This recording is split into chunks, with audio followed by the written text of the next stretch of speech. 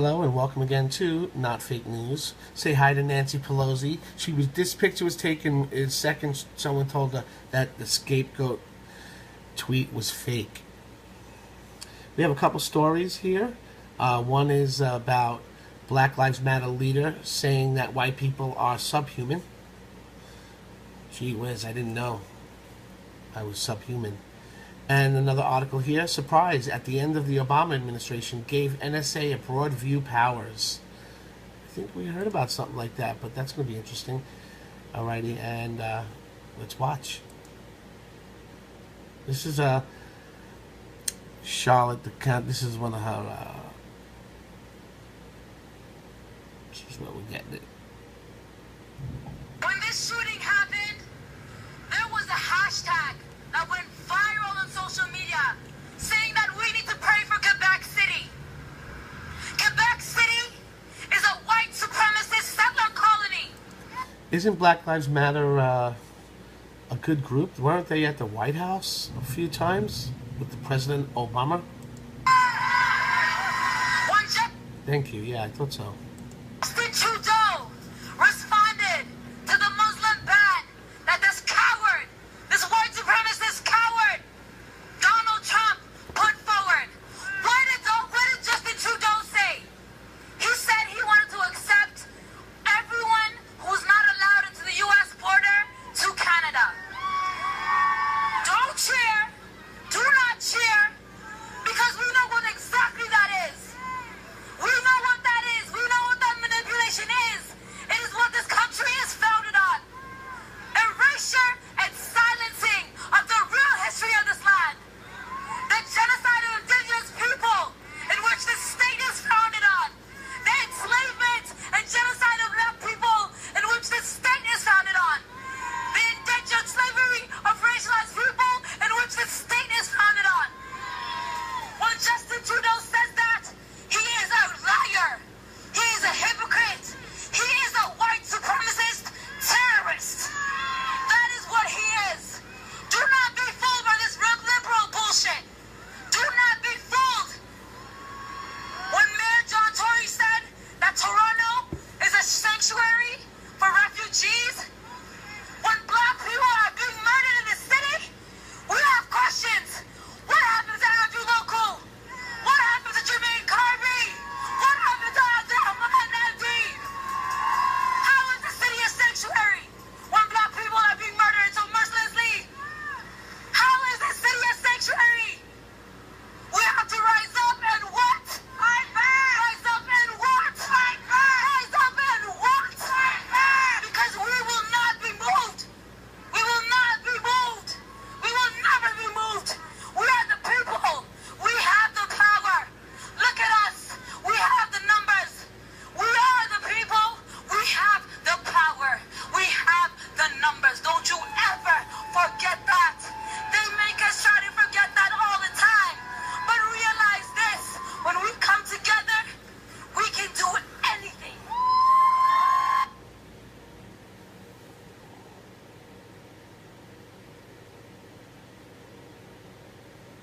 Black Lives Matter leader says white people are subhuman and suffer from genetic defects. A Black Lives Matter leader has come under fire after arguing on social media that white people are subhuman and suffer from recessive genetic defects, and musing about how the race could be wiped out.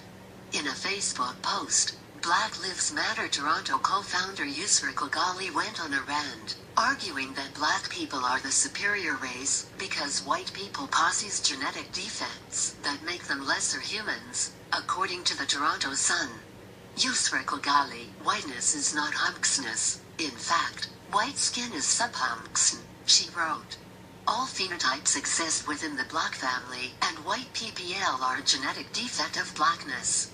She continued explaining her theory, claiming white people are lesser because they have a higher concentration of enzyme inhibitors that suppress melanin production.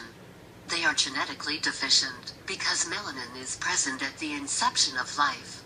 Melanin enables black skin to capture light and hold it in its memory mode, which reveals that blackness converts light into knowledge. Melanin directly communicates with cosmic energy, she added. More Toronto police forced to withdraw from LGBTQ Pride Parade following Black Lives Matter demands. Kigali then proclaimed, white PPL are recessive genetic defects. This is factual. The Black Lives Matter leader then wondered how the white race could be wiped out. According to her, Black PPL simply through their dominant genes can literally wipe out the white race if we had the power to. Do you ever wonder how Black PPL, after centuries of colonial violence, genocide and destruction, no matter what systems created to make us extinct, how we keep coming back? It is because we are SUPERHUMXNS, she added. This isn't the first time the firebrand BLM Toronto chapter co-founder got into hot water. Last week, Heat Street reported about Kigali's speech during a protest in Toronto, where she accused Canada's Prime Minister Justin Trudeau of being a white supremacist terrorist for welcoming refugees to the country. During the protest, she was seen shouting, "When Justin Trudeau says that he is a liar. He's a hypocrite. He is a white supremacist terrorist. That is what he is," she said. Do not be fooled by his liberal bullshit. Do not be fooled. Last year, according to Newstalk 1010, she also caused a controversy after tweeting, "Plaza Allah give me strength to not cuss/kill these men and white folks out here today. Plaza, plaza, plaza." Please, please, please. That's what she meant.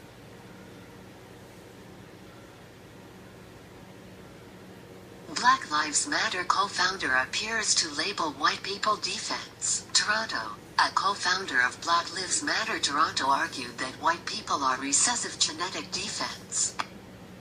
Okay. The race could be wiped out, according to a post on what appears to be her Facebook page. Whiteness.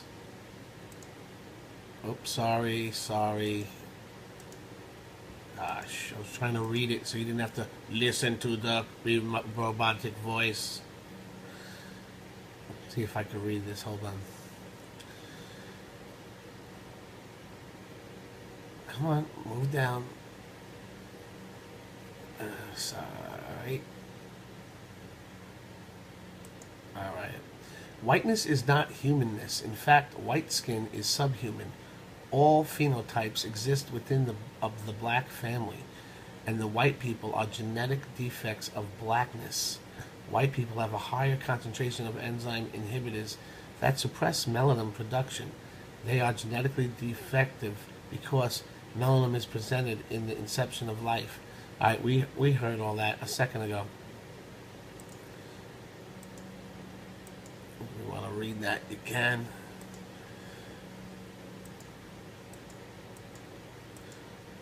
So yeah, this gem is terrorists.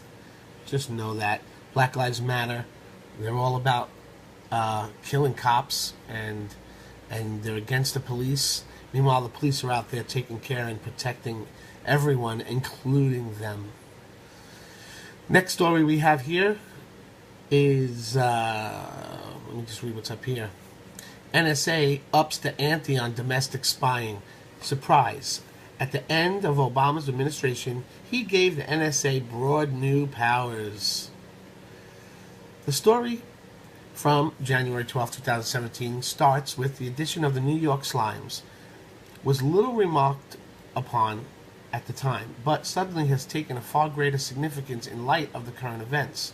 In its final days, the Obama administration has expanded the power of the National Security Agency to share globally intercepted personnel communications with government's 16 other intelligence agencies before applying privacy protections. The new rules significantly relax long-lasting limits on what the NSA may do with the information gathered by its most powerful surveillance operations, and which are largely unregulated by American wiretapping laws. They're regulated by American wiretapping laws. These include collecting satellite transmissions, phone calls, and emails that cross network switches abroad, and message between people abroad that cross domestic network switches. The change means that far more officials will be searching through raw data, essentially. The government is reducing the risk that the NSA will fail to recognize that a piece of information would be valuable to another agency, but increasing the risk that officials will see private information about innocent people. One of the central questions behind the Mike Flynn's flap that should have been asked but largely wasn't was, who was wiretapping the general? The answer, we now know, was the National Security Agency, formerly known as No Such Agency. The nation's foremost signals intelligence signet collection department. So it's SIGINT, also known as No Such Agency, National Security Agency, the NSA, right? Anyway, thanks for watching. Comment below. If you haven't subscribed to our channel yet, please do, and also hit the bell so you get informed of the breaking news stories as they come in. And if you like what we're doing here at Not Fake News, please like the video. It's important to like our videos, and if you do, and we really appreciate that. Thank you, and I'll see you next time at Not Fake News.